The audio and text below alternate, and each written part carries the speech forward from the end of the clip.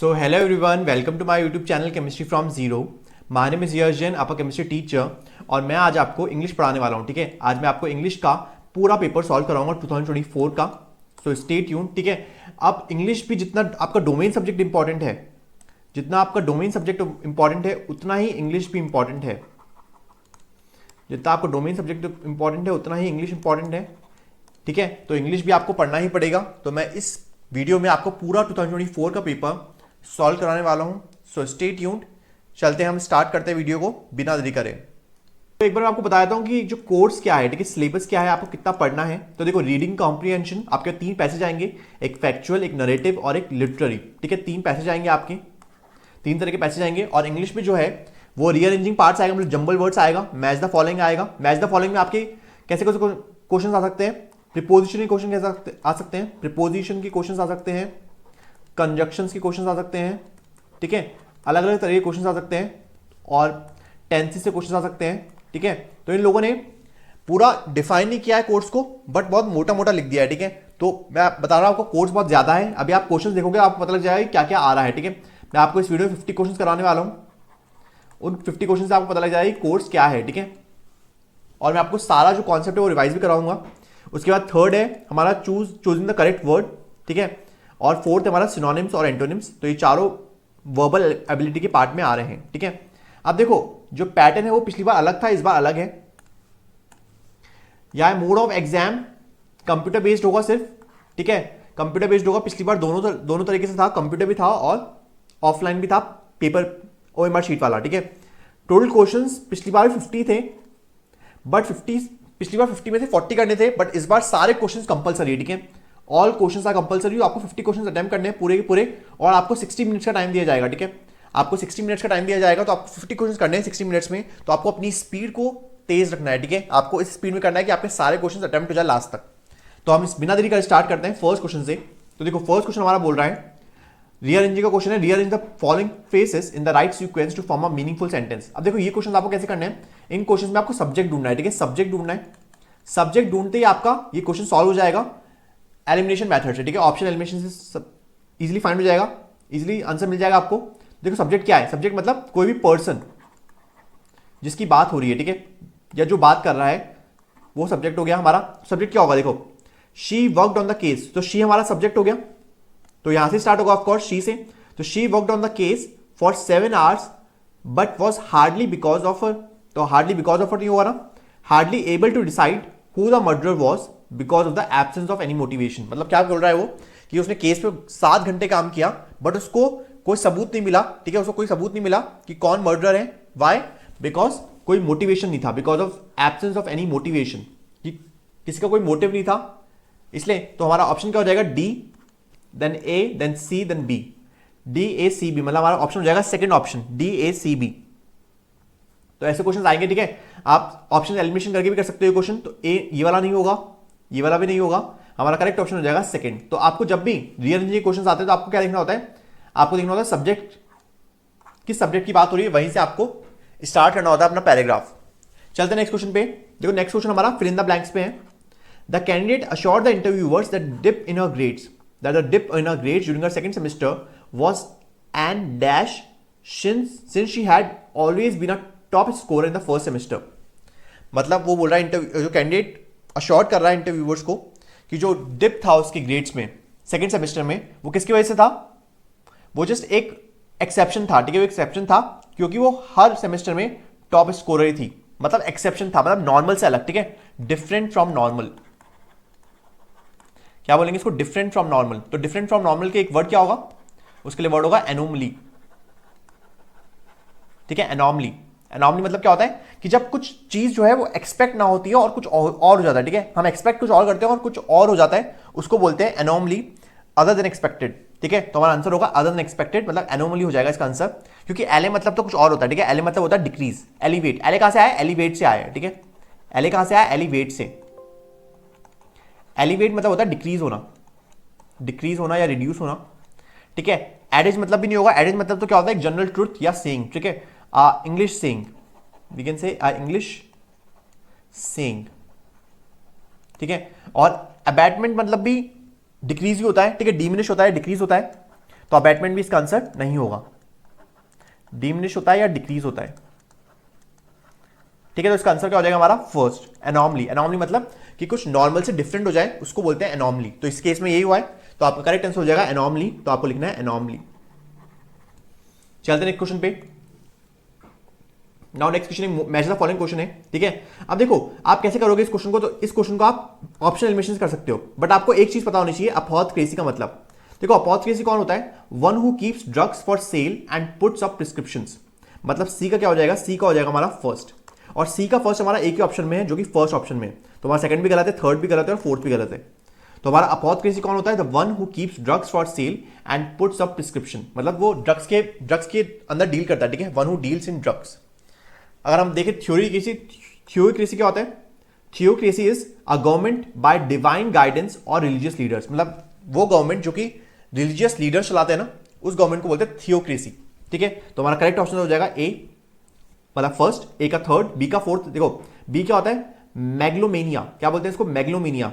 कौन होते हैं ये, a morbid delusion of one's power, importance और गॉडलीनेस, ठीक है। उसके अंदर एक डिल्यूजन होता है, डिल्यूजन मतलब उसको गलत फहमी है अपनी पावर की, ठीक है। A morbid delusion of one's power, importance और godliness. And the last is antiquarian. Antiquarian कौन होते हैं, एंटीक्वेरिन वो होते हैं one who collects and studies objects और artistic work from the distant past, ठीक है। जो कलेक्ट करते हैं ऑब्जेक्ट्स को या स्टडी करते हैं आर्टिस्टिक वर्क्स को, ठीक है, तो उसको बोलते हैं एंटीक्वेरिन। तो इसका करेक्ट आंसर हो जाएगा ए। तो सिंपल ऑप्शन एलिमिनेशन लगाकर ये क्वेश्चन हो सकता था अगर आपको सी ऑप्शन पता होगा, अपोथेकेसी, ठीक है। तो ऑप्शन एलिमिनेशन क्वेश्चन बहुत सारे आते हैं सीयूटी में, कि कुछ तो क्वेश्चन जो है वो डायरेक्ट ऑप्शन एलिमिनेशन से हो जाते हैं, ठीक है। और भी बताऊंगा जो क्वेश्चन आएंगे अभी। चलते हैं नेक्स्ट क्वेश्चन पे। नाउ नेक्स्ट क्वेश्चन वो बोल रहा है, I small dash between the two children and it apprise group fight. मतलब एक स्ट्रॉन्ग कुछ हुआ जिसकी वजह से चिल्ड्रन में क्या हो गई, ग्रुप फाइट हो गई। तो क्या होगा, मैच होगा, नहीं। ग्रुप फाइट क्यों होगी उससे, कॉन्टेस्ट होगा, नहीं, उससे ग्रुप फाइट थोड़ी ना होगी। रेस होगी, नहीं होगी, उससे भी group fight. Altercation, correct answer हो जाएगा ऑल्टरकेशन। ऑल्टरकेशन मतलब डिसएग्रीमेंट, ठीक है, कुछ डिसएग्रीमेंट हुआ उनके बीच में, उसकी वजह से क्या हुआ, उन दोनों में फाइट हो गई। तो आंसर होगा ऑल्टरकेशन। ऑल्टरकेशन मतलब होता है डिसएग्रीमेंट, ठीक है, अग्री नहीं होना किसी भी टॉपिक पे, दैट इज कॉल्ड ऑल्टरकेशन। तो इसका करेक्ट आंसर हो जाएगा फर्स्ट। चलते हैं नेक्स्ट क्वेश्चन पे। नाउ नेक्स्ट क्वेश्चन वो बोल रहा है, replace the underline word with the most appropriate synonym. Synonym मतलब हमको वो वर्ड देखना है जो उसके सिमिलर मीनिंग हो, ठीक है। सिनोनिम मतलब सिमिलर मीनिंग, एंटोनिम मतलब अपोजिट मीनिंग। तो आप क्वेश्चन में ये भी देखना है कि क्वेश्चन पूछ क्या रहा है, सिनोनिम पूछ रहा है, एंटोनिम पूछ रहा है। तो देखो सेंटेंस से हमको पता लग जाएगा easily. For some time now we have been toying with the idea of transferring all our business from physical to online sales only. मतलब वो क्या सोच रहे हैं, वो बहुत टाइम से सोच रहे हैं कि वो अपना जो बिजनेस है वो ऑफलाइन से ऑनलाइन शिफ्ट कर ले, ठीक है। तो लॉन्च थोड़ी ना कर रहे हैं अभी, तो वो सोच रहे हैं लॉन्च करने का, तो लॉन्च तो नहीं होगा। केयरफुल भी नहीं होगा। शो किसको करेंगे, अभी तो उन्होंने आइडिया सोच रहे हैं वो, ठीक है। तो शोइंग भी नहीं होगा, क्या होगा, कंसीडरिंग, ठीक है। तो टॉइंग मतलब क्या हो जाएगा, कंसीडरिंग हो जाएगा। क्या हो जाएगा, कंसीडरिंग हो जाएगा, ठीक है। वो कंसीडर कर रहे हैं अभी, वो आइडिया कंसीडर कर रहे हैं कि अपना सारा जो बिजनेस है वो ट्रांसफर कर ले ऑफलाइन से ऑनलाइन तक। तो हमारा करेक्ट ऑप्शन हो जाएगा इसका थर्ड, कंसीडरिंग, ठीक है। तो टॉइंग मतलब होता है कंसीडरिंग करना, ठीक है। चलते नेक्स्ट क्वेश्चन पे। नेक्स्ट क्वेश्चन बोल रहा है, select the word opposite in meaning to the underline word. अब हम देखो अपोजिट ढूंढना है, अपोजिट मतलब एंटोनिम देखना है, ठीक है। तो पहले क्वेश्चन को पढ़ भी लेना कि एंटोनिम पूछ रहा है या सिनोनिम पूछ रहा है। तो बोल रहा है, at first the workers were agreeable to the proposal of their marriage, sorry, at first the workers were agreeable to the proposals of their manager, ठीक है। पहले स्टार्टिंग में क्या हुआ, जो वर्कर्स थे वो एग्री हो गए, जो मैनेजर ने प्रपोजल्स दिए थे उससे एग्री हो गए, but later they were reconcile to the new proposals. But later क्या हुआ, वो सोचने लगे, रिकंसाइल करने लगे टू द न्यू प्रपोजल्स। तो रिकंसाइल का हमको अपोजिट बताना है, ठीक है, सिनोनिम नहीं बताना, अपोजिट बताना है। तो रिकंसाइल मतलब क्या होता है, अग्री करना, ठीक है। तो ये तो एंटोनिम, ये तो सिनोनिम हो जाएगा, हमको एंटोनिम बताना है। कोऑपरेट करना भी सिनोनिम हो जाएगा। एस्ट्रेंज मतलब तो कुछ अलग ही होता है, तो एस्ट्रेंज में आंसर नहीं होगा, रेजिस्टेंट, ठीक है। रेजिस्टेंट मतलब रिकंसाइल का उल्टा, रेजिस्टेंट मतलब अपनी चलाना, ठीक है, अपनी चलाना, रेजिस्टेंट करना। तो रेजिस्टेंट इसका आंसर होगा, करेक्ट आंसर। रिकंसाइल का उल्टा, रिकंसाइल का अपोजिट या एंटोनिम क्या हो जाएगा,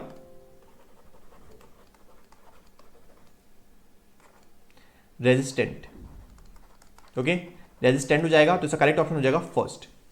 सो that's how you have to do this question, ठीक है। रिकंसाइल का मतलब क्या होता है, सिनोनिम क्या हो जाएगा इसका, एग्री करना, एग्री।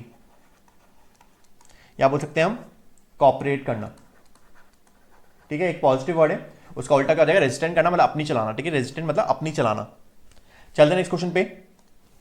नाउ नेक्स्ट क्वेश्चन वापस एक मैच द फॉलोइंग क्वेश्चन है, बहुत ही इजी क्वेश्चन है, देखना आप एक ही ऑप्शन से आंसर निकाल लोगे, ऑप्शन एलिमिनेशन करके, देखा तो देखो, she was able to give a dash explanation in the court for her presence near the crime scene.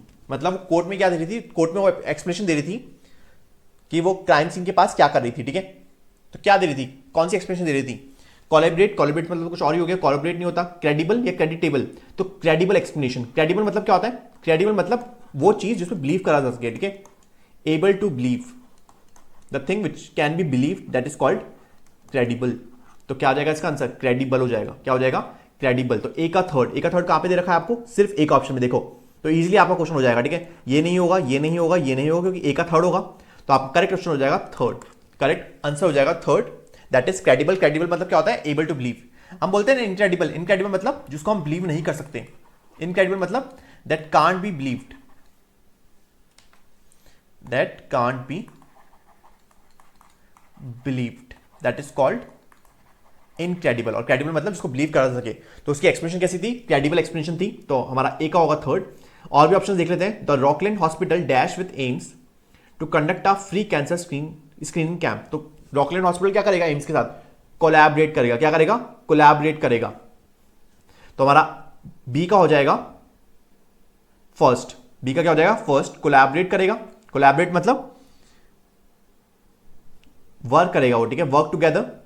Then C option है, though she has shown only 4% improvement in achieving her targets yet her efforts are creditable, creditable होंगे उसके efforts, मतलब वो 4% improvement था, but क्योंकि improvement था that's why her efforts are creditable. Creditable मतलब क्या होता है, that deserves praise, that deserves praise मतलब वो प्रेस की हकदार थी, ठीक है, वो प्रेस की हकदार थी, वो तारीफ की हकदार थी, ठीक है।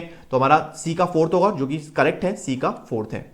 लास्ट ऑप्शन देख लेते हैं, the doctors give the prognosis by dash the diagnosis with several test. तो प्रोग्नोसिस बाय व्हाट, कोलैबोरेट, ठीक है, बाय व्हाट, कोलैबोरेट। कोलैबोरेट मतलब क्या होता है, कंफर्म बाय टेस्ट, ठीक है, इसका मतलब क्या होता है, कंफर्म करना टेस्ट करके, ठीक है, एक बायोलॉजी वर्ड है, बायोलॉजी में भी यूज होते हैं ये वर्ड्स, कोलैबोरेट, ठीक है। तो doctors give the prognosis by collaborate, collaborate मतलब कंफर्म करना टेस्ट से, ठीक है, their diagnosis with several test. So हमारा डी का हो जाएगा सेकंड, दैट इज डी का सेकंड, तो करेक्ट ऑप्शन हो जाएगा थर्ड। चलते हैं नेक्स्ट क्वेश्चन पे।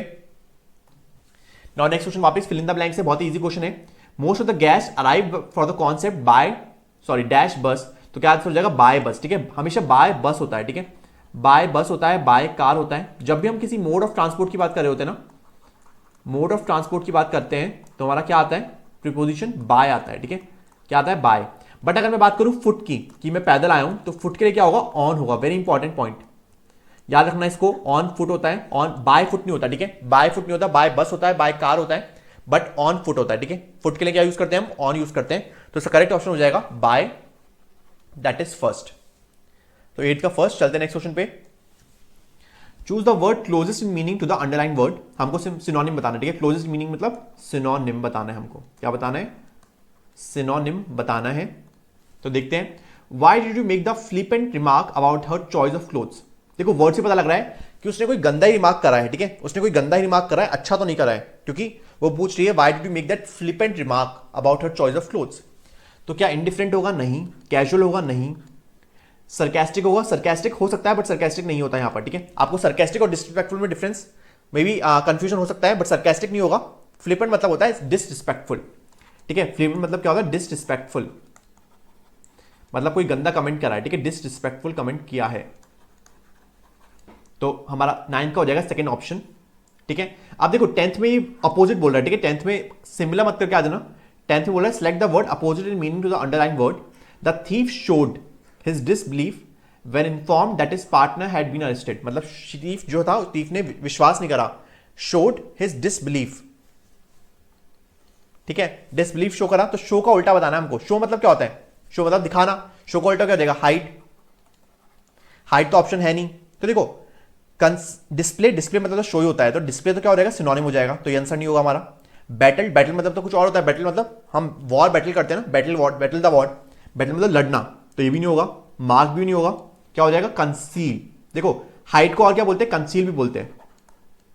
आपने ये सुना होगा जब आप मेकअप वगैरह करते होंगे तो मेकअप करने के लिए हम क्या बोलते हैं, कंसील करना। कंसील का शब्द यूज करते हैं हम मेकअप में। कंसील मतलब हाइड करना। क्या हाइड करना, कोई भी हमारे पास हमारे फेस पे पिंपल्स हैं तो conceal pimples, conceal the blemishes. आपने सुना होगा कंसील ब्लेमिशेस। ब्लेमिशेस मतलब दाग, ठीक है, जो भी चेहरे पे स्पॉट्स हो रहे हैं उनको कंसील करना। कंसील मतलब छुपा लेना। किसे छुपाएंगे, मेकअप से छुपाएंगे, ठीक है, किससे छुपाएंगे, मेकअप से छुपाएंगे। तो कंसील मतलब क्या होता है, हाइड करना होता है, ठीक है। तो यहां पे शोर्ट का उल्टा क्या हो जाएगा, कंसील हो जाएगा। तो the correct option is second, conceal, क्योंकि आपको अपोजिट बताना था। अगर आपको सिमिलर वर्ड या सिनोनिम बताना होता तो क्या होता, डिस्प्लेड हो जाता, ठीक है, क्या हो जाता, डिस्प्लेड हो जाता। बट आपको क्योंकि एंटोनिम बताना तो क्या हो जाएगा, आपका सेकंड आंसर हो जाएगा, दैट इज कंसील्ड। चलते नेक्स्ट क्वेश्चन पे। नेक्स्ट क्वेश्चन वो बोल रहा है, fill in the blanks with the correct option. The president finally had to dash the demands of the public for his resignation. क्या demands क्या करेगा वो, डिमांड्स क्या इग्नोर करेगा, नहीं इग्नोर थोड़ी ना करेगा, इग्नोर नहीं करेगा, एक्सेप्ट करेगा, ठीक है। इनिशिएट नहीं करेगा, पूरी फिलफिल कर देगा, ठीक है। इनिशिएट नहीं करेगा तो इनिशिएट भी नहीं होगा। कॉन्डोन या एक्सीड टू में हो सकता है। तो एक्सीड मतलब होता है एक्सेप्ट करना, ठीक है, एक्सेप्ट करना। तो इसका करेक्ट आंसर हो जाएगा, क्या हो जाएगा, एक्सीड टू। क्या हो जाएगा, एक्सीड टू। कॉन्डोन मतलब क्या होता है, कॉन्डोन मतलब भी एक्सेप्ट होता है बट एक्सेप्ट रॉन्ग बिहेवियर, ठीक है। कॉन्डोन का शब्द, कॉन्डोन का मतलब थोड़ा अलग है, एक्सेप्ट द रॉन्ग बिहेवियर, ठीक है। यहां पे रॉन्ग बिहेवियर की बात नहीं हो रही है, तो यहां पे कॉन्डोन नहीं होगा। यहां पर कौन सा आंसर हो जाएगा, यहां पर आंसर हो जाएगा हमारा एक्सीड टू। एक्सीड टू मतलब accept the demands, accept the demands. तो हमारा करेक्ट ऑप्शन हो जाएगा थर्ड, ठीक है। कॉन्डोन नहीं हो, कॉन्डोन क्या होता है, कॉन्डोन होता है एक्सेप्ट द रॉन्ग बिहेवियर। जब कोई रॉन्ग बिहेवियर अच्छा नहीं करता है उसको एक्सेप्ट करना, उसको बोलते हैं कॉन्डोन, ठीक है।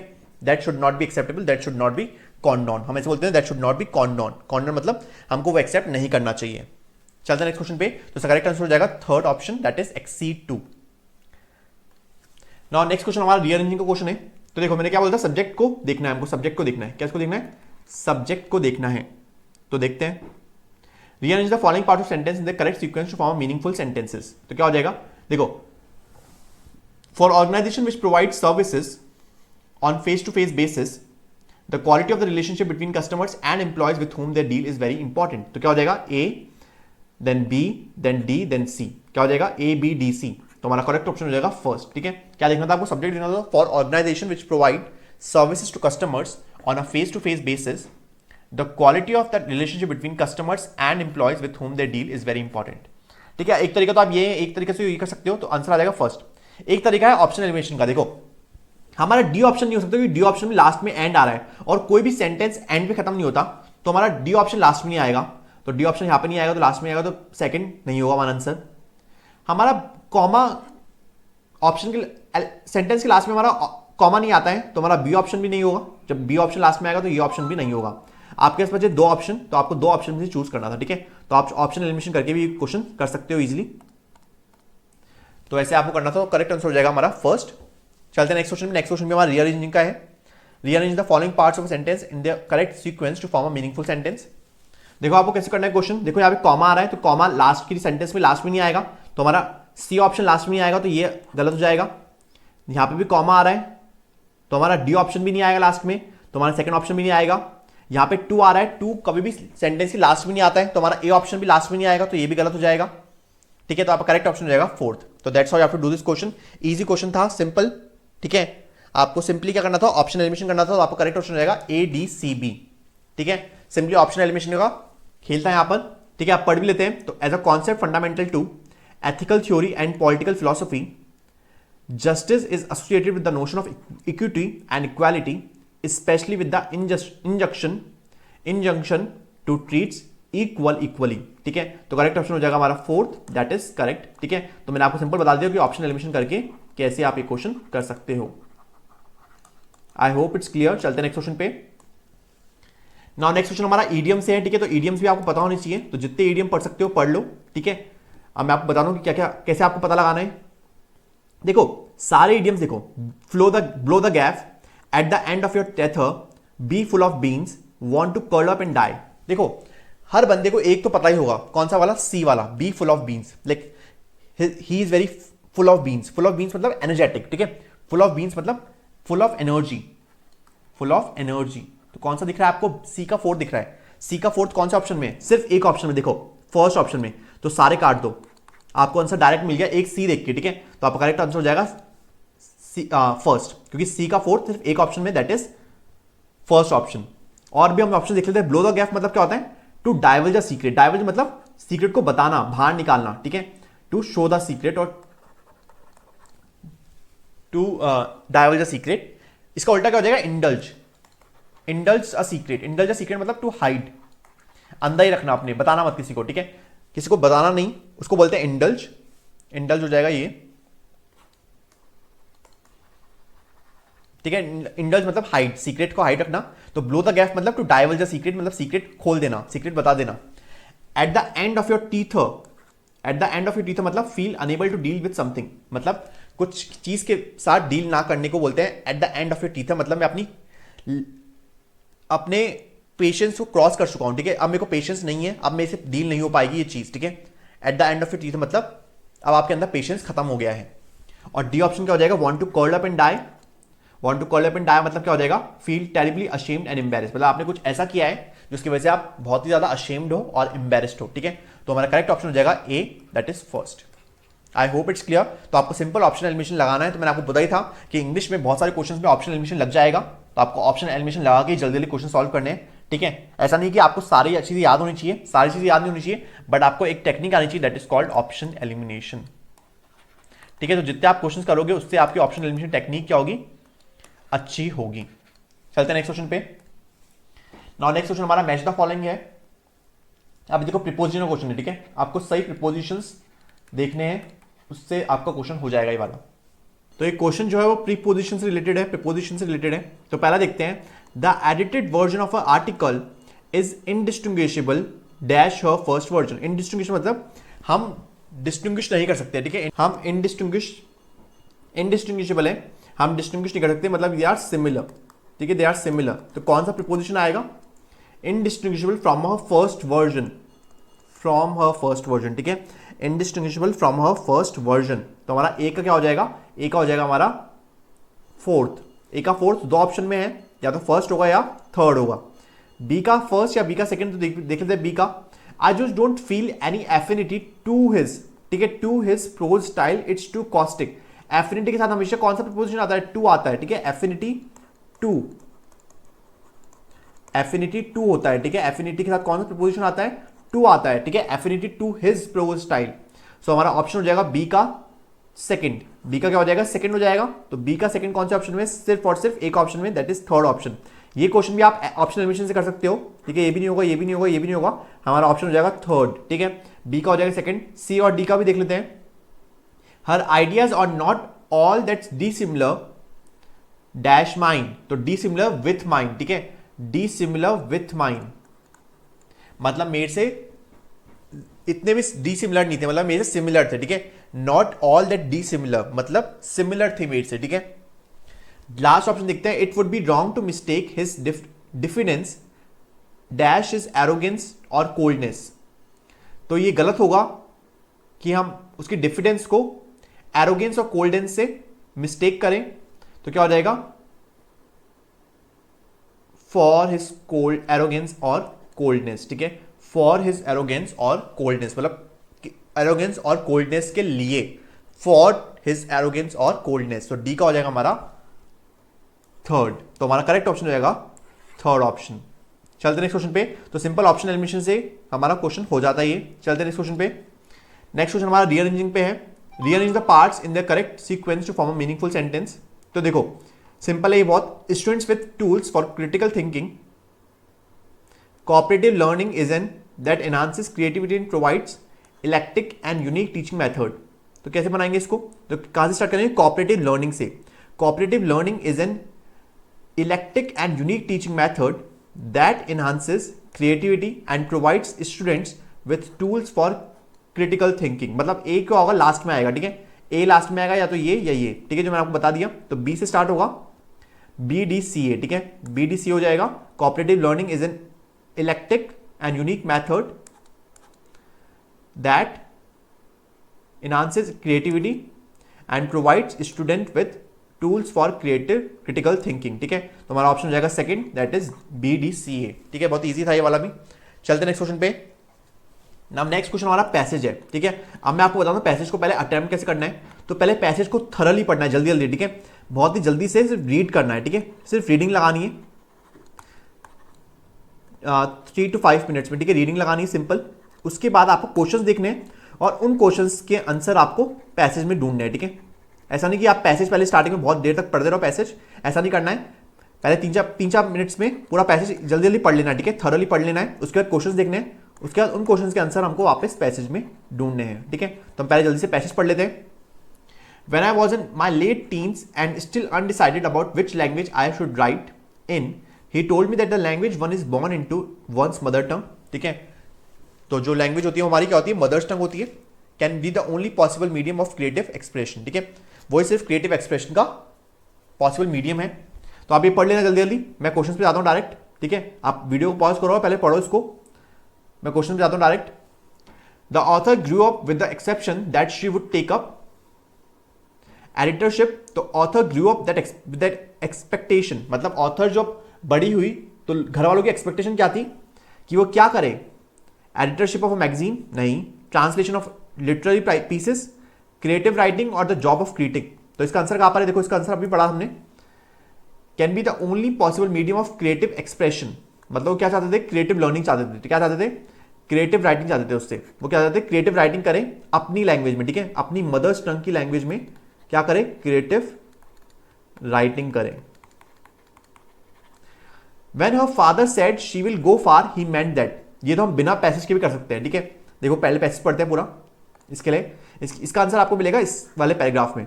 For most of his life my father Shripat Rai had been a Hindi editor and critic. Off and on he translated writing to English from Hindi, ठीक है। इंग्लिश से वो हिंदी में ट्रांसलेट करते थे उसके पापा। He was fond of saying that a failed writer becomes a critic. उसके पापा क्या बोलते थे कि जो फेल्ड राइटर होते हैं ना वो क्रिटिक बन जाते हैं। The weight of his literary expectations came eventually to rest on me, ठीक है। उसकी जो एक्सपेक्टेशन थी, पापा की एक्सपेक्टेशन, वो उस पर आ गई, ऑथर पे। He seemed happy that I was showing an inclination for writing. उसको खुशी हुई कि वो भी राइटिंग के लिए थोड़ी इंटरेस्टेड है। तो उसने बोला कि she will go far. He told my mother after reading the first story that I sent him from Melbourne, ठीक है। तो उसके पापा ने क्या बोला कि she will go far. She will go far मतलब क्या वो दूर जाएगी, ऐसा तो नहीं होता। शी विल ट्रैवल वाइडली, नहीं ऐसा नहीं होता। She will achieve great heights in life, yes, मतलब वो अपनी जो लाइफ है उसमें बहुत ज्यादा हाइट्स पर पहुंचेगी, ठीक है, बहुत ज्यादा अचीव करेगी। तो शी विल गो टू फार, ये भी गलत है। She will settle in far of place, नहीं। तो इसका करेक्ट ऑप्शन हो जाएगा सेकंड। ये तो आप बिना पैराग्राफ पढ़े भी कर सकते थे। चलते हैं नेक्स्ट क्वेश्चन पे। Choose a statement which is not true about respect to the passage. कौन कौन से करेक्ट हैं, तो पहले एक बार पैसेज पढ़ लेते हैं, थर्ड और फोर्थ पैराग्राफ भी। My father's pronouncement on the mother tongue stayed with me when I later started writing fiction in Hindi. Another thing that I barely acknowledged even to myself was that I felt something like shame whenever I thought of writing in English, ठीक है। उसको गंदा लगने लगा, ठीक है। It seemed wrong for a granddaughter of Premchand, ठीक है, वो प्रेमचंद की ग्रैंड डॉटर थी, even to be thinking so. Our family had a certain linguistic pride. Linguistic pride था मतलब कि हिंदी में ही बोलेंगे और हिंदी में लिखेंगे, that is called linguistic pride. मतलब कोई लैंग्वेज के लिए प्राउड फील करना, that is called linguistic pride. Premchand was famous but I had not at that time realise the extent of his popularity. मतलब प्रेमचंद बहुत फेमस थे बट उस टाइम मुझे पता नहीं था कि इतने पॉपुलर है वो हर जगह। The fact that I was a grand daughter of Premchand followed me everywhere. Everyone had a story to tell about their personal engagement with his fiction. The shopkeeper, the long-time cook in my father's Delhi house, our tea vendor, etc. The list was long. ठीक है, list बहुत लंबी थी चाहने वालों की. For there was practically no one who had not read something by him that he had moved them. However, it was very ubiquity. ठीक है, ubiquity मतलब क्या होता है? Ubiquity मतलब हर जगह प्रेजेंट होना. ठीक है, the reverence and love that he inspired in people that made of him something too large for me to comprehend in the early years of my life. It led also to the strange feeling that without having read him and just by being related to him, I had somehow inhaled his writing. Inhaled his writing मतलब मेरे अंदर वो properties आ गई. ठीक है, मेरे अंदर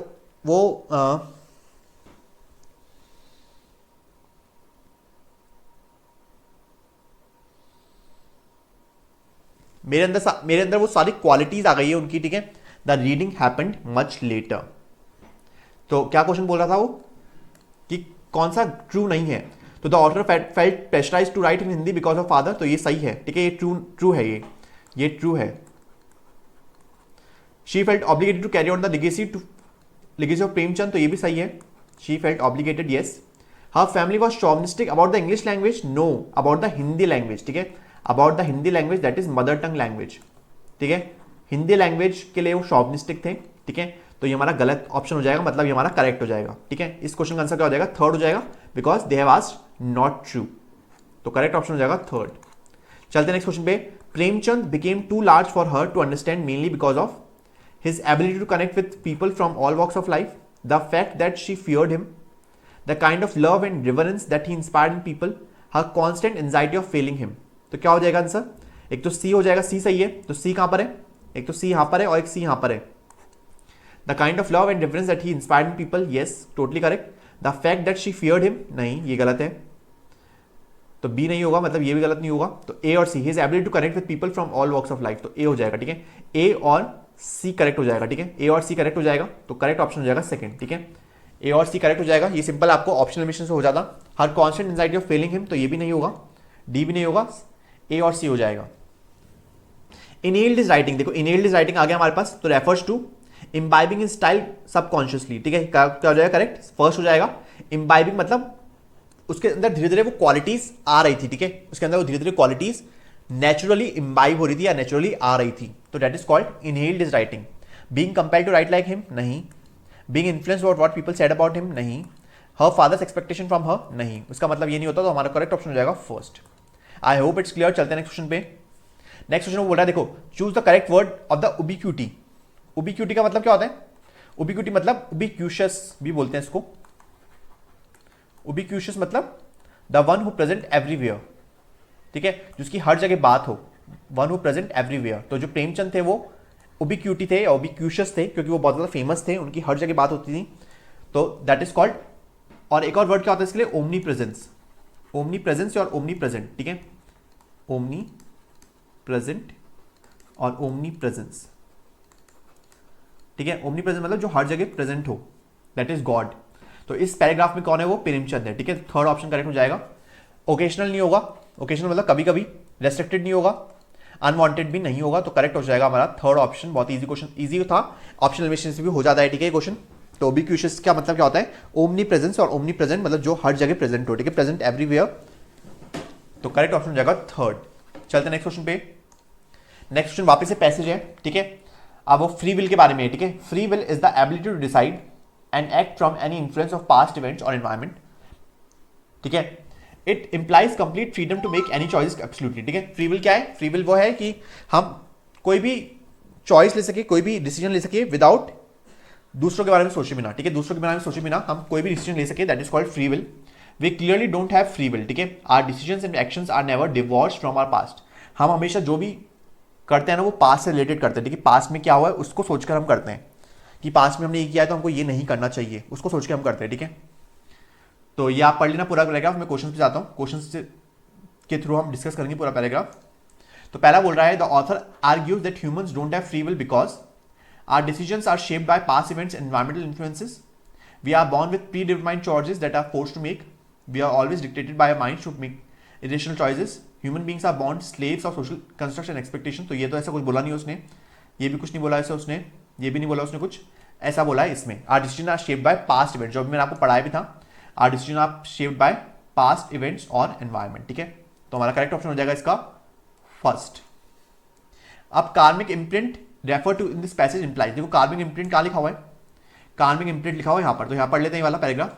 we have a conditioned mind, our memories, past impressions and experiences bias and shape our thoughts and actions in the present. जो भी हमारे साथ पहले हुआ है ना, वही हमारे एक्शंस को प्रेजेंट में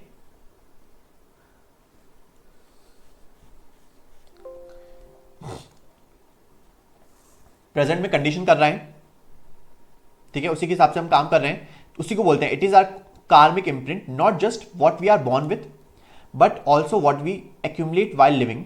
we can reconsider it as a result of a genetic code, upbringing and environment, it's a back story. तो कार्मिक इम्प्रिंट क्या बोलता है? वो बोलता है कि ये रिजल्ट है किसका?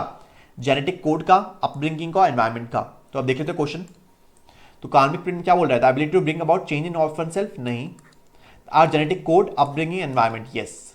ठीक है, यही बोला, एकदम सेम सेम यही लाइन लिखी हुई है, our genetic code, upbringing and environment, यही लिखा हुआ है साफ साफ। तो द थ्रूट ऑफ बीइंग ये भी नहीं होगा और ये भी नहीं होगा, तो हमारा करेक्ट ऑप्शन हो जाएगा सेकंड। चलते नेक्स्ट क्वेश्चन पे। नेक्स्ट क्वेश्चन भी पैसेज से ही है। Free will can be experienced, free will हम कैसे एक्सपीरियंस कर सकते हैं, तो उसके लिए पैसेज पढ़ना पड़ेगा हमको, थर्ड वाला, ये वाला paragraph. The only way to experience free will is to get rid of all such conditioning, मतलब जो भी सारी हमने कंडीशन अपने ऊपर थोप रखी है ना, उसको हटाकर हम फ्री विल एक्सपीरियंस कर सकते हैं। To neutralise our karmic imprint, to be independent of our psychological coding, that's possible only if we can purify our mind by letting go of our ego. ठीक है, हम हमारी सारी ईगो को खत्म कर दें, ईगो को लेट गो कर दें, अटैचमेंट्स को लेट गो कर दें, और फिक्स्ड बिलीफ, जो कि हमने फिक्स्ड बिलीफ बना रखे हैं, उनको लेट गो कर दें। उस तरीके से हम फ्री विल को एक्सपीरियंस कर सकते हैं। Then we can decide in the truth of our being. तो ऑप्शन देख लेते हैं, कौन सा ऑप्शन यहां पे लिखा हुआ है। तो we embrace our past experience and conditions, नहीं। We make choices without considering the consequences, नहीं। We let go of our ego, attachments and fixed beliefs. ठीक है, तो थर्ड ऑप्शन से हम क्या कर सकते हैं, फ्री विल को एक्सपीरियंस कर सकते हैं। तो ऑप्शन हो जाएगा थर्ड, जो कि सेम लिखा हुआ है आपका पैराग्राफ में। ठीक है, तो आपको अच्छी तरह से पैराग्राफ में ढूंढना है आंसर, आपको इजीली आंसर मिल जाएगा। We accumulate more and more karmic imprints, ये भी गलत हो जाएगा। नेक्स्ट क्वेश्चन है, the author proves that idea of free will is a myth by suggesting that, तो इसके लिए हमको पैराग्राफ पढ़ना पड़ेगा, ये वाला। The above is an exacting definition of free will. What we commonly mean by free will is that we have a choice in most situations, like who you choose to marry, what profession you pursue, or how you react to someone aggression. Sounds reasonable, but here's the catch. Our ability to make that choice too is significantly dictated by our predispositions. किससे dictated है? Predisposition से dictated है। ठीक है, वो भी हमारे को फ्री नहीं मिलती है, वो भी जो एबिलिटी है वो भी क्या है, सिग्निफिकेंटली रिस्ट्रिक्टेड है। तो suggesting that free will is a myth by suggesting that our ability to make choice is restricted by our predispositions, तो इसका हो जाएगा फर्स्ट। ठीक है, सिंपल, आपका पैसे में लिखी हुई थी लाइन कि our ability to make a choice is restricted by our predispositions, सो हमारा करेक्ट आंसर हो जाएगा फर्स्ट। ठीक है, our ability to make a choice is restricted by our predispositions। चलते नेक्स्ट क्वेश्चन पे। नाउ नेक्स्ट क्वेश्चन हमारा बोल रहा है, what does the author propose as a means to expand the scopes of one's agency। अपनी agency, once agency को expand करने के लिए क्या ऑथर प्रपोज कर रहा है, तो वो पढ़ते हैं एक बार पैराग्राफ में। तो this applies even to our ability to brings about one change with in ourselves despite a strong resolve to be calmer, kinder और less anxious. Our ability to manifest that change depends partly on our emotional and mental writing. That's why some people succeed in such efforts more than the others. If you wish to expand देखो अभी आ गया हमारा जो question था ना हमारा, if you wish to expand the scope of your agency, explore ways to engage in sustained inner work। मतलब हमको inner work अपने अंदर को अच्छा बनाने के लिए काम करना पड़ेगा। Deepen your self awareness, examine and reform your conditioned beliefs, but then I wonder if your inclination to embark on that journey too depends on your current karmic coding। ठीक है, तो हमारा कौन सा मिल गया, हमारा क्या हो गया, सस्टेन्ड इनर वर्क। देखते हैं ऑप्शन क्या है। तो मेकिंग चॉइसेस फ्रीक्वेंटली इंपल्सिवली, नहीं। Engaging in sustained inner work and self awareness, yes, second option is totally correct. Third option देख लेते हैं, holding on to fixed believes and stringed, नहीं। Ignoring one's past experience and dispositions, ये भी बोला नहीं है उसने। ठीक है, हमारा करेक्ट ऑप्शन हो जाएगा सेकंड, तो हमारा 27 का होगा सेकंड। चलिए 28 क्वेश्चन पे, what do you think could be a suitable title for this passage, choose the most appropriate. देखो क्या बोला है, मोस्ट एप्रोप्रिएट बोला है। ठीक है, ऐसा नहीं कि आपने, क्योंकि फ्री विल की बात हो रही है तो फ्री विल वाला हो जाएगा। डेफिनेशन ऑफ फ्री विल नहीं, ऐसा कुछ नहीं है। आर बैक स्टोरी की टू अ सक्सेसफुल लाइफ, ऐसा कुछ नहीं बताया उसने कि सक्सेसफुल लाइफ कैसे बनाते हैं। Do humans really have free will, okay, ये हो सकता है। मेकिंग चॉइसेस एवरी मैन्स प्रीरोगेटिव, तो करेक्ट ऑप्शन होगा आपका जो मोस्ट एप्रोप्रिएट होगा वो फोर्थ होगा। ठीक है, fourth option is totally correct, कि वहां पे वो चॉइसेस के बारे में बता रहा है कि हम चॉइस कैसे लेते हैं। हमारी जो चॉइसेस होती है वो हमारे पास्ट से कितनी ज़्यादा डिपेंड करती है। हम जो है फ्री विल, हम किसी कंडीशन, हम अनकंडीशनली नहीं सोचते। ठीक है, हम किसी कंडीशन के बारे में कंडीशन के थ्रू सोचते हैं, ठीक है, हमारे अंदर फ्री विल नहीं है, ठीक है। तो that is the most suitable title for this passage, that is making choices every man's prerogative, ठीक है। तो 28 का हो गया हमारा 4। चलते हैं नेक्स्ट पे। तो now next is next passage. So read the given passage and answer the 6 question that follows. तो हम पैसेज पढ़ लेते पहले। On a chilly winter evening nothing warms you better than a cup of hot cocoa. मतलब इस passage के बारे में चॉकलेट के बारे में बताया, ठीक है, चॉकलेट के बारे में बताया है। Chocolate was first consume in liquid form by the Olmec people of northern western central America around 1500 BC. It was even enjoyed by the Aztec Emperor Montezuma and the Aztec word for it. So Aztec word क्या था उनके लिए? देखो इसको pronunciate कैसे करते हैं उन्होंने दे भी रखा है, शोकोटल। क्या बोलेंगे इसको? Xocolatl evolve into the English word chocolate, ठीक है। उसके बाद इंग्लिश वर्ड में इवॉल्व हो गया था वो वर्ड जिसको बोलते हैं हम चॉकलेट, ठीक है। अब पहले क्वेश्चन पे चलते हैं, फिर हम पढ़ेंगे पैराग्राफ क्वेश्चन के थ्रू, ठीक है। तो cocoa was first introduce by the, तो देखो अभी हमने पढ़ा just, cocoa was first, chocolate was first consumed in liquid by the Olmec people, ठीक है। ओलमैक पीपल तो हमारा हो जाएगा सेकंड ओलमैक पीपल, ठीक है। ओलमैक पीपल ने फर्स्ट कंज्यूम करा था कोकोआ को, कोकोआ मतलब चॉकलेट। सेकंड क्वेश्चन बोल रहा था Aztec people made the cocoa palatable by, palatable means कैसे सर्व करते थे, कैसे पैलेटेबल कैसे खाते थे वो, तो वो देख लेते हैं कहाँ लिखा हुआ है।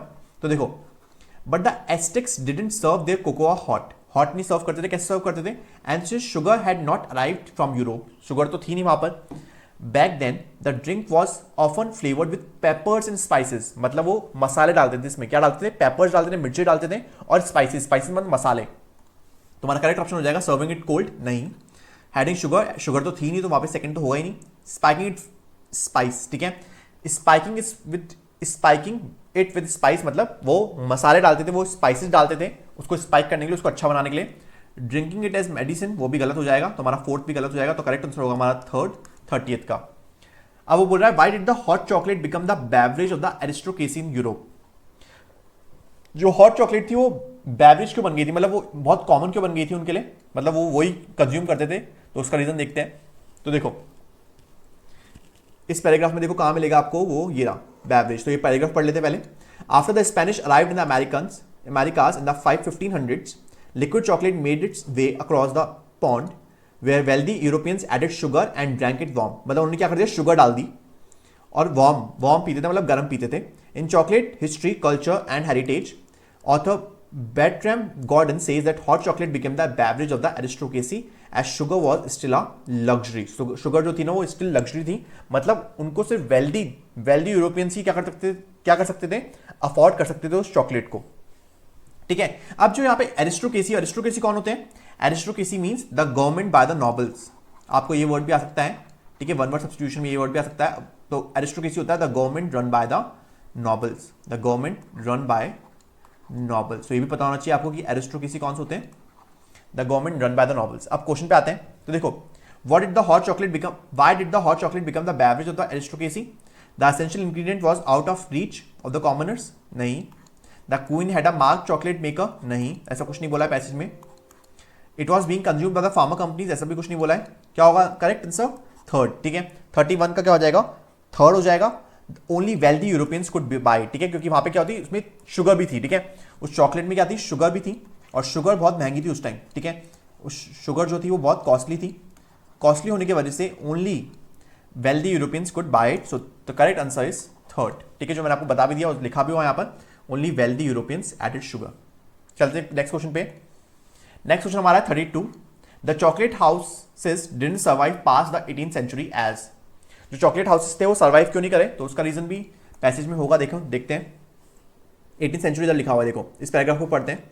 सून enough though hot chocolate caught on with masses, chocolate houses are cross between cafes and casinos start popping up around 17th century in Europe. In these lively places, hot chocolate was poured from gilded pots into elephant cups. For a posh experience, one can still find it today at the famed Persian tea room Angelina's, which is also in New York City. But by the end of the 18th century, chocolate houses had mostly died off. क्यों?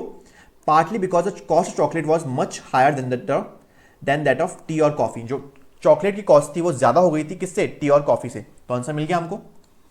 तो देख लेते कौन सा option होगा। People prefer tea to coffee to hot chocolate, नहीं। It cater to the not so elite of society, नहीं ऐसा कुछ नहीं था। Chocolate was costlier than tea और कॉफी, यस चॉकलेट जो थी वो कॉस्टलियर थी टी और कॉफी से, that's why the chocolate houses didn't survive past 18th century, so correct option is third. चलते हैं नेक्स्ट क्वेश्चन पे, choose the correct statement from the following. देखो आप किसके बारे में बताया, इटालियंस के बारे में, मैक्सिकन के बारे में, कोलंबियंस के बारे में और फिलिपींस के बारे में। तो हम देख लेते हैं, लास्ट पैराग्राफ में लिखा हुआ ये देखो यहाँ पर, taking a tour of international cups of cocoa, Italian serve it with thick pudding. Italians जो थे वो थिक पुडिंग की तरह उसको सर्व करते थे। कोलंबियंस जो थे वो सर्व करते थे विथ डोलोप ऑफ सॉफ्ट चीज, while Mexicans punch it with vanilla, chili powder and cinnamon, and Philippines serve it with mango chunks। तो देख लेते हैं कौन सा ऑप्शन में सही लिखा हुआ है। तो Philippines served hot chocolate with flavoured with papers, नहीं वो किसके साथ करते थे, वो मैंगो के साथ करते थे। तो हमारा डी तो गलत हो जाएगा, करेक्ट आंसर होगा हमारा C. Colombians served hot chocolate top with a dollop of cheese, वो क्या करते थे, चीज भी थोड़ी डाल देते थे। देखिए वो चीज भी क्या करते थे, वो चीज भी डाल देते थे, डॉलप ऑफ सॉफ्ट चीज। ठीक है, तो हमारा करेक्ट आंसर होगा थर्ड, 33 का हो जाएगा हमारा थर्ड। चलते हैं लास्ट क्वेश्चन पे इस पैसेज के, तो 34th, choose the correct meaning of the underline expression in the following sentence, soon enough though hot chocolate caught on with the masses. Caught on with the masses मतलब सबको मिलने लग गई, सारे कॉमनर्स को मिलने लग गई। ठीक है, सारे कॉमनर्स को मिलने लग गई। तो first was readily available in cafes, नहीं वो तो पहले भी थी, बट सबको मिल गई थी, मतलब सारे अफोर्ड नहीं कर पा रहे थे। ठीक है, सबको अफोर्ड नहीं कर पा रहे थे। Became popular among the commoners, yes why, because it वहां पे क्या हो गई, वो चीप हो गई थी। ठीक है, चीप बन गई थी। Hot chocolate did not appeal to people, ऐसा कुछ नहीं था। Masses got attract to rich experience of drinking hot chocolate, rich नहीं था। ठीक है, रिच एक्सपीरियंस नहीं था, तो ये भी गलत हो जाएगा। तो हमारा हो जाएगा became popular among the commoners. ठीक है, सेकंड ऑप्शन करेक्ट होगा इसका, फोर्थ नहीं होगा। ठीक है, फोर्थ आपको लगेगा फोर्थ करेक्ट आंसर है, बट फोर्थ नहीं होगा, हमारा आंसर होगा सेकंड। ठीक है, became popular among the commoners मतलब caught on with the masses. Masses किसके लिए, मासेस मतलब कॉमनर्स के लिए बोल रहे हैं यहाँ पर। ठीक है, तो हमको पैसेज के हिसाब से आंसर देना है। ठीक है, चलते हैं नेक्स्ट पे। Now next passage is the last passage of this paper. So ये कॉफी के बारे में, पूरा कॉफी के बारे में। Coffee genetic makeup is no trivial concern. 10 million tons of the crop were grown and sold in 2022-23. The coffee that we drink come from two spices, coffee canephora, which is also known as robusta, and coffee arabica, known as arabica. ठीक है, इसको क्या बोलते हैं, arabica बोलते हैं। In many cases, beans from the two spices are blended to make a brew. बहुत सारे केसेस में क्या होता है, जो बीन्स होती है दो स्पाइसेस को उनको मिलाकर ब्रू बनाते हैं, ब्रू सुना होगा आपने।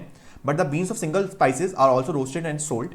Overall, Arabica beans represent around 56% of all coffee sold. मतलब सबसे ज़्यादा जो अमाउंट है वो किसका है, Arabica beans का है। तो पहला क्वेश्चन देखते हैं, Which of the following varieties of coffee is the most sold in the world? तो अभी देखा हमने 56% कौन सा होता है, Arabica। 56% Arabica होता है, और जो बचा हुआ 44% है वो कुछ और होता है। तो सबसे ज़्यादा किसका हुआ, 56% सबसे ज़्यादा हुआ ये, तो कौन सा हुआ, Arabica। तो करेक्ट आंसर हो जाएगा अरेबिका, तो coffee arabica, second option is totally correct. Coffee arabica is the correct answer for this question. Second question देखते हैं, उसके बाद पैसेज चलेंगे। Which are the following spices of coffee has more than, ठीक है ध्यान रखो, मोर देन वन पूछा है, more than one copies of each chromosome, मतलब दो से ज्यादा क्रोमोसोम्स को मिला के वो स्पाइसेस बनाई गई है। तो पहले पैराग्राफ पढ़ना पड़ेगा हमको। Most genetic variation in living organisms come from hybridization with other spices. However, there is a relatively rare event for coffee Arabica because it has more than two, आ गया देखो, more than two copies of each chromosome, a phenomena called polyploidy। ठीक है, क्या बोलते हैं इसको, polyploidy बोलते हैं। Coffee canephora has two copies. ठीक है, जो कैनेफोरा कॉफी थी वो सिर्फ उसमें दो कॉपीज थे of each chromosome, but coffee arabica contains multiple copies. This make it more difficult for arabica to interbreed with other spices. ठीक है, उसकी वजह से ये और डिफिकल्ट हो गया अरेबिका कॉफी के लिए कि वो इंटरब्रीड कर सके अदर स्पाइसेस के लिए। तो हमको मिल गया आंसर, हमारा क्या था answer, arabica, coffee arabica has more than two. वहां पे मोर देन टू पूछा था, अगर यहाँ पे टू पूछा होता तो आपका आंसर होता कैनेफोरा, बट यहाँ पे मोर देन टू पूछा है, तो मोर देन टू में क्या हो जाएगा, अरेबिका हो जाएगा। ठीक है, 36 का फर्स्ट हो जाएगा, arabica coffee has more than two copies of each chromosome. 37 question पढ़ते हैं। Which are the following statements true about coffee arabica. तो क्या क्या है देखो, hybridization is the main source of its genetic variation, नहीं ऐसा कुछ नहीं है। मेन सोर्स नहीं है, ठीक है। It has only 2 copies of each chromosome, no, more than 2, ठीक है। क्या है? मोर देन 2 है, तो ये भी गलत हो जाएगा। It display the phenomena of polyploidy, तो ये सही है, ठीक है। अभी हमने पढ़ा कि वो कौन सा फिनोमिना दिखाता है, पॉलीप्लोइडी दिखाता है, ठीक है। तो ये हो जाएगा polyploidy. It is easily interbreed with other spices, नहीं, इजिली नहीं होता, ठीक है, इजिली नहीं होता। अभी देखा हमने, to interbreed, more difficult to arabica to interbreed with other spices, तो ये हमारा फोर्थ भी गलत है। तो करेक्ट आंसर हो जाएगा हमारा थर्ड, 37 का थर्ड ऑप्शन करेक्ट हो जाएगा। चलते हैं नेक्स्ट क्वेश्चन पे, 38 पे। Which are the following spices of coffee developed only in the last 50,000 years. वो बोल रहा है कि कौन सी जो कॉफी थी वो 50,000 ईयर्स में ही डेवलप हुई थी। तो देखते हैं हम एक बार। तो देखो 50,000 ईयर्स यहाँ पे लिखा हुआ है, तो ये पढ़ लेते हैं paragraph. As a result coffee arabica's main source of single nucleotide variation mutation which occurs at a steady rate over time. However, the spices is also relatively young. वो young थी, ठीक है, जो अरेबिका थी वो young थी काफी, having formed is a hybrid of robusta and coffee युगनी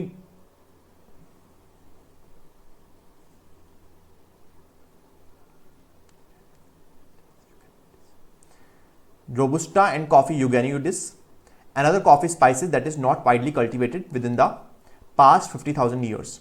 From that single plant which has of basically no variation, you create the whole spices and then the variation is only the novel mutations that have occurred since that event. तो किसकी बात चल रही है यहाँ पे arabica की बात चल रही है, ठीक है। अरेबिका किसका सोर्स है? अरेबिका का सोर्स क्या है? ये दोनों है, ठीक है, रोबुस्टा और कॉफी यूगेनियोइडिस, ठीक है। तो अरेबिका की बात चल रही है, तो कौन 50,000 ईयर से 50,000 ईयर में डेवलप हुआ है? तो कॉफी अरेबिका, ठीक है। 38 का क्या हो जाएगा आपका? थर्ड ऑप्शन हो जाएगा। यहाँ पे भी आंसर आपका अरेबिका ही होगा, ठीक है। सारे ऑलमोस्ट सारे क्वेश्चंस का आंसर अरेबिका ही है, ठीक है। नेक्स्ट क्वेश्चन वो बोल रहा है which are the following types of variability is not very high for coffee arabica. Variability high नहीं है किसके लिए? तो इसके लिए हमको पैराग्राफ पढ़ना पड़ेगा। देखो वेरिएबिलिटी के लिए हमने पढ़ा नहीं अभी तक कुछ यहाँ पर, तो यहाँ पे ही होगा शायद। Despite this there is substantial variation, देखो वेरिएशन आ गया, in the physical characteristic of the arabica coffee plant including different flavor profiles in the beans and variations in the disease resistance, says emeritus genetist Juan Medrano at the UC Davis Coffee Center at the University of California, Davis. उन्होंने क्या बोला? We are always talking about low variability at DNA level, ठीक है। DNA level में low variability थी, but there is variability at the structural level, at the chromosomal level, at the level of deletions and insertions. मतलब low level कहाँ पे था? सिर्फ DNA level में था। लो वेरिएशन जो था वो डीएनए लेवल में था, और सब जगह जो वेरिएशन था वो सही था। स्ट्रक्चरल लेवल पे वेरिएशन सही था, क्रोमोसोमल पे भी सही था, और level of deletions and insertions पे भी सही था, मैंडेरनो सेज। तो हमको आंसर मिल गया है। हमको पूछा था लो लेवल, ठीक है, या variability is not very high. Not very high मतलब वेरी लो, या वेरी लो बोल सकते हैं या लो बोल सकते हैं, ठीक है। तो कहां पर था? वेरिएबिलिटी एट डीएनए लेवल, ठीक है। इन तीनों जगह वेरिएबिलिटी अच्छी खासी थी, ठीक है। यहाँ पे अच्छी खासी थी, बट इस केस में क्या थी? लो थी, जो हमने अभी पढ़ा। आपको दिखा भी देता हूं वापस, लो वेरिएबिलिटी एट द डीएनए। चलते नेक्स्ट पे। नाउ नेक्स्ट क्वेश्चन हमारा 40th क्वेश्चन है। Choose the statement that is factually incorrect from the options given below. Factually incorrect बोल रहा है वो। तो देखो हमने पूरा पैसेज पढ़ लिया है, अब आपको पता होना चाहिए इसका answer. It is possible to roast the beans of a single spices of coffee. Incorrect बोल रहा है।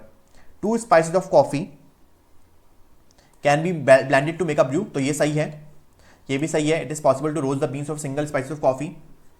Due to its genetic makeup novel mutations do not occur in the spices coffee arabica. तो ये तो गलत है ना, नॉवल म्यूटेशंस कैन अकर, ठीक है। नॉवल म्यूटेशंस डू नॉट नहीं होगा, कैन अकर होगा, तो ये गलत हो जाएगा। और ये भी सही है, variation in disease resistance can be seen in the arabica coffee plant, ठीक है। वेरिएशंस हमने देख लिए बहुत सारे वेरिएशंस डीएनए लेवल पे, क्रोमोसोम लेवल पे, स्ट्रक्चर लेवल पे। तो थर्ड ऑप्शन हमारा इनकरेक्ट हो जाएगा, और थर्ड ऑप्शन इस क्वेश्चन का आंसर होगा हमारा due to genetic makeup novel mutation occur in the spices. ये होना चाहिए था करेक्ट स्टेटमेंट, ठीक है। तो इसी के साथ हमारे सारे पैसेज खत्म हुए, ठीक है। अब चलते हैं हम क्वेश्चन पे, 41th क्वेश्चन पे, जो कि है रीअरेंजमेंट का question. Rearrange the following phrase in correct sequence to form a meaningful sentence. तो बहुत ही ईजी है। All languages created by human communities are collectively cultural heritage, ठीक है। आर कलेक्टिवली कल्चरल हेरिटेज मतलब हमारा क्या हो गया? सी, फिर डी, सी के बाद D, C D, A B, sorry CADB होगा, ठीक है, CADB होगा third option. All languages created by human, communities are collective culture heritage. तो 40 का हो जाएगा हमारा third option, that is CADB। बहुत ही इजी क्वेश्चन था, ये तो इजीली हो जाएगा। चलते नेक्स्ट पे। नेक्स्ट हमारा फिल इन द ब्लैंक्स है, ठीक है। देखो अब फिल इन द ब्लैंक्स में यहाँ पे आपको करेक्ट ऑप्शन चूज करना है to form meaningful sentence. The principal addressed in us in the assembly and dash the rumours of an early summer break. उसने क्या करा, जो रूमर्स थे उनको डैश क्या करा, डिफेंड करा, क्लियर किया, क्वेश्चन किया या रिब्यूक किया। देखो रिब्यूक मतलब होता है स्कोल्ड करना, डांटना, तो रिब्यूक तो नहीं हो सकता ना, रूमर्स को कैसे डांटेंगे हम, तो ये तो गलत हो जाएगा। क्लियर करना, देखो रूमर्स को क्लियर क्यों करेगा वो, या तो रूमर्स को हटाएगा ही ना वो, तो रूमर्स को क्लियर भी नहीं करेगा। और रूमर्स को डिफेंड क्यों करेगा, रूमर्स को डिफेंड भी गलत हो जाएगा। रूमर्स को क्या करा उसने, क्वेश्चन करा, क्या करा, क्वेश्चन करा उसने रूमर्स को। क्वेश्चन मतलब रिजेक्ट करा, रिजेक्ट मतलब कि उसने बोला कि ये जो रूमर्स है वो सारे क्या है, फॉल्स रूमर्स है, ठीक है। क्वेश्चन मतलब होता है फॉल्स या रिजेक्ट, ठीक है। तो उन्होंने सारे रूमर्स को क्या कर दिया, फॉल्स रिजेक्शंस बोल दिया, फॉल्स रूमर्स बोल दिया, ठीक है, फॉल्स रूमर्स बोल दिया, मतलब उन सारे रूमर्स को क्या कर दिया, रिजेक्ट कर दिया। तो करेक्ट आंसर होगा सेकंड, दैट इज क्वेश्चन, ठीक है। ना ही डिफेंडेंट होगा ना ही क्लियर्ड होगा, ठीक है। क्लियर्ड नहीं होगा, रूमर्स को क्लियर नहीं करा उसने रूमर्स को क्वेश्चन कर दिया, उसने रूमर्स को रिजेक्ट कर दिया। उसने बोला कि मैं इसका जवाब ही नहीं दूंगा, ठीक है, रिजेक्ट कर दिया उसने रूमर्स को of an early summer break. चलते नेक्स्ट क्वेश्चन पे। नाउ नेक्स्ट क्वेश्चन हमारा मैच द फॉलोइंग है। तो she was very dash with him for his offensive remarks on women in politics. तो देखो इन चारों में से क्या आएगा, कट डाउन आएगा, कट अप आएगा, गिवन आएगा या गिव अवे आएगा। शी वॉज वेरी अपसेट थी ना वो, she was very upset with him, क्योंकि उसने वुमेन के बारे में गंदे कमेंट्स करे, गंदे रिमार्क्स करें। तो इसमें से अपसेट का मतलब क्या होता है, कट अप, ठीक है। कट अप मतलब होता है अपसेट, तो she was very cut up, cut up थी वो। कट अप मतलब अपसेट, कट अप मतलब क्या होता है, लिख लो आप, मैं बता दूं। कट अप मतलब होता है अपसेट या डिस्ट्रेस्ड, अपसेट बोल सकते हैं या डिस्ट्रेस बोल सकते हैं, ठीक है, किसी से रूठ जाना। तो हमारा ए का क्या हो जाएगा, हमारा ए का हो जाएगा थर्ड। तो कौन से ऑप्शन में, थर्ड। देखो एक ही ऑप्शन में, वापस से आपका ऑप्शन एलिमिनेशन काम आएगा, ये भी नहीं होगा, ये भी नहीं होगा, ये भी नहीं होगा, हमारा फोर्थ ऑप्शन हो जाएगा ए का थर्ड। बी का देख लेते हैं। तो बी का क्या होना चाहिए, I have plenty of interesting books dash to book lovers, मतलब to dash to book lovers मतलब to give away, give away मतलब देना, गिव अवे मतलब गिफ्ट देना या गिव अवे देना। तो टू गिव अवे तो book lovers, to give away to book lovers. तो हमारा बी का हो जाएगा फर्स्ट, जो कि सही है बिल्कुल। Strange that people easily dash to temptation and ruin their reputation. People जो होते हैं वो इजीली अट्रैक्ट हो जाते हैं टेम्पटेशन के थ्रू और अपनी रेपुटेशन को रूइन कर लेते हैं। तो इसका क्या होगा, गिवन, गिवन मतलब वो टेम्पटेशन के थ्रू चले जाते हैं, टेम्पटेशन के थ्रू अट्रैक्ट हो जाते हैं, तो अपने आप को दे देते हैं, गिवन। इसका करेक्ट होगा गिवन। तो हमारा सी का होगा fourth. Rahul is trying dash on smoking. देखो स्मोकिंग क्या होगा, ट्राइंग, स्मोकिंग पे क्या ट्राई करेगा वो, कम करने का ट्राई करेगा ना। तो कम करने को बोलते हैं कट डाउन, कट डाउन मतलब डिक्रीज करना, अमाउंट को डिक्रीज करना, decrease the amount, decrease the amount, cut down करना मतलब डिक्रीज द अमाउंट। तो यहाँ पे करेक्ट आंसर आएगा कट डाउन, ठीक है, कट डाउन ऑन स्मोकिंग। तो डी का हो जाएगा हमारा सेकंड। तो आप डी से भी कर सकते हो और आप ए से भी कर सकते हो, तो आपका करेक्ट ऑप्शन हो जाएगा यहाँ पे फोर्थ। तो देख रहे हो आपके क्वेश्चन ऐसे हार्ड हो, बट अगर आप ऑप्शन एलिमिनेशन मेथड लगाओगे तो आपका इजीली आपको करेक्ट ऑप्शन मिल जाएगा, जो कि हमने बहुत सारे क्वेश्चंस में देख लिया अभी तक। चलते हैं हम नेक्स्ट क्वेश्चन पे। नाउ नेक्स्ट क्वेश्चन हमारा वापस से एक मैच द फॉलोइंग है, जिसमें हमको एडवर्ब्स चुनने हैं, ठीक है, सही एडवर्ब्स। तो देखो, I thought the restaurant would be expensive but it was dash affordable. Dash affordable तो क्या होगा, बैडली अफोर्डेबल, ऐसा तो नहीं होगा। क्विकली अफोर्डेबल नहीं, हार्डली अफोर्डेबल, ऐसा भी नहीं होगा, क्योंकि उसने सोचा था। देखो यहाँ पे क्या लिखा हुआ है, I thought the restaurant would be expensive. मैंने सोचा था कि एक्सपेंसिव होगा बट वो अफोर्डेबल था। अफोर्डेबल, हार्डली अफोर्डेबल तो नहीं होगा, क्या होगा, रीजनेबली अफोर्डेबल। तो क्या हो जाएगा यहाँ पर, ए का हो जाएगा हमारा सेकंड, रीजनेबली अफोर्डेबल। तो ए का सेकंड देखो एक ही ऑप्शन में, तो वापस आपका ऑप्शन एलिमिनेशन काम आ गया, ये तीनों नहीं होंगे, ठीक है, ये तीनों नहीं होंगे, आपका ऑप्शन एलिमिनेशन काम आ गया, ए का सेकंड। अब देखो बी का भी देख लेते हैं। It was a serious accident but the car was dash damaged, but the car was dash damage. Dash damage क्यों, वो बोल रहा है सीरियस एक्सीडेंट था बट लगा दिया उसने, मतलब जो कार था उसको डैमेज कम ही हुआ होगा। But the car was hardly damage, hard मतलब होता है वेरी लेस, वेरी लेस, तो हार्डली हो जाएगा यहाँ पर, क्या हो जाएगा, हार्डली डैमेज्ड, ठीक है। तो बी का हो जाएगा हमारा फोर्थ, जो कि सही है, देख लेते हैं, चेक कर लेते हैं, बी का फोर्थ सही है एकदम। The meeting was a disaster as it was very dash organised. तो मीटिंग कैसे ऑर्गेनाइज होती है, क्विकली ऑर्गेनाइज होती है क्या? नहीं, क्योंकि मीटिंग डिजास्टर थी, मतलब बैडली ऑर्गेनाइज थी। तो यहाँ पे क्या हो जाएगा, बैडली, बहुत ईजी था। तो सी का हो जाएगा हमारा फर्स्ट, सी का फर्स्ट ही हमारा। डी का देख लेते हैं, Meera is gifted, she has the ability to learn any language dash. देखो मीरा जो गिफ्टेड थी तो जल्दी सीखेगी लैंग्वेज को, जल्दी सीखेगी, जल्दी के लिए क्या बोलेंगे, क्विकली। तो डी का हो जाएगा हमारा third, Meera is gifted, she has the ability to learn any language quickly. ठीक है, तो हमारा डी का हो जाएगा third option, that is first. तो हमारा करेक्ट ऑप्शन हो जाएगा फर्स्ट।